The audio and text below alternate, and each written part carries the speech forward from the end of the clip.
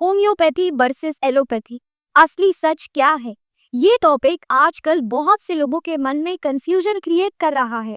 नमस्कार दोस्तों, hello everyone, मैं डॉक्टर आयुषी शर्मा BHMS आप सभी का अपने YouTube चैनल पर स्वागत करती हूँ।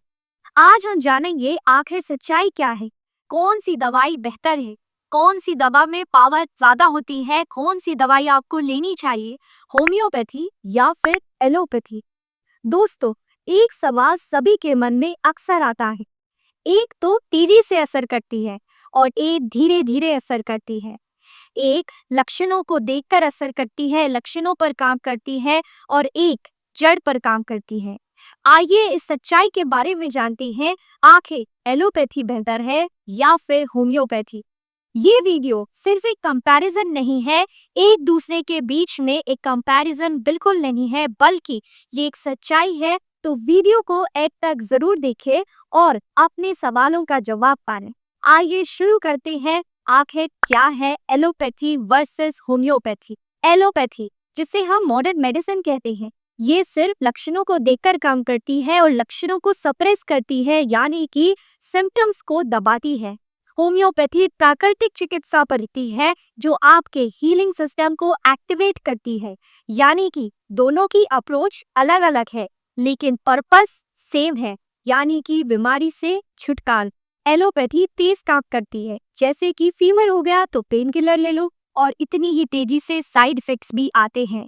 ऐसे ही अगर हम बात करें होम्योपैथी की, तो होम्योपैथी धीरे धीरे काम करती है लेकिन जड़ पे काम करती है और आपके हीलिंग सिस्टम को एक्टिवेट करती है, यानी कि आपको लॉन्ग टर्म हेल्दी बनाती है।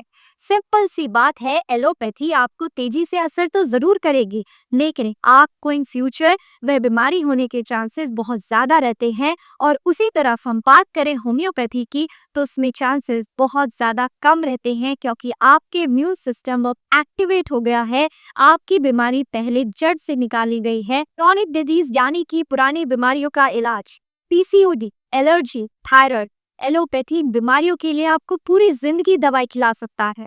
लेकिन होम्योपैथी की बात करें तो इन बीमारियों के लिए आपको सिर्फ मैनेज ही नहीं बल्कि रिवर्स स्टेट में भी ले जा सकता है, जैसे कि आप पहले थे। लेकिन सिर्फ डिपेंड करता है कि आपका डॉक्टर बहुत अच्छा हो, सर्टिफाइड हो और आपको बहुत अच्छे से ट्रीटमेंट दे। Accident, surgery, heart attack, allopathy का जवाब नहीं। होम्योपैथी यहाँ पर कुछ नहीं कर सकता, लेकिन पोस्ट सर्जरी, सर्जरी के बाद हीलिंग कंडीशन में, स्ट्रेस के लिए, इम्यूनिटी के लिए होम्योपैथी लीड करता है। होम्योपैथी का आप यूज ले सकते हैं। सिंपल सी भाषा में बात करें तो एम्बुलेंस तो है एलोपैथी और रिकवरी रूम है होम्योपैथी। एलोपैथी में steroids, antibiotics fast but risky. Homeopathy में जो मेडिसिन यूज करते हैं वो बहुत ज्यादा डाइल्यूटेड होती है, बहुत कम मात्रा में होती है और बिना कोई साइड इफेक्ट के। सच बात करें तो होम्योपैथी में सिर्फ 3 इफेक्ट होते हैं। सबसे पहला नो इफेक्ट, यानी कि दवाई ने आपके ऊपर कोई असर ही नहीं किया।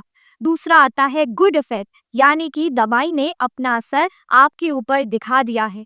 फिर आता है बैड इफेक्ट, यानी कि दवाई आपके लिए बना ही नहीं गई थी। इसीलिए साइड इफेक्ट ही नहीं होता, सिर्फ 3 इफेक्ट होते हैं, गुड इफेक्ट, बैड इफेक्ट और नो इफेक्ट।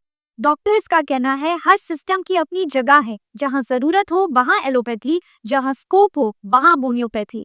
ऐसे में आपकी समझदारी की जरूरत है। ऐसा नहीं है, हमें कई केसेस में एलोपैथिक दवाइयां भी गिननी पड़ती हैं और जरूरी भी है। ऐसे में आपको सिर्फ समझदारी की जरूरत है। ऐसा नहीं होना चाहिए कि आप दवाई लेते रहे, आपको कोई इफेक्ट भी नहीं हो रहा, आपको पता भी है आपको कोई असर नहीं हो रहा है, लेकिन आप ले जा रहे हैं। आप जब दवाई छोड़ते हैं आपको फिर से बीमारी हो जाती है। तो ऐसे में होम्योपैथी आपके लिए बेस्ट ऑप्शन होगा।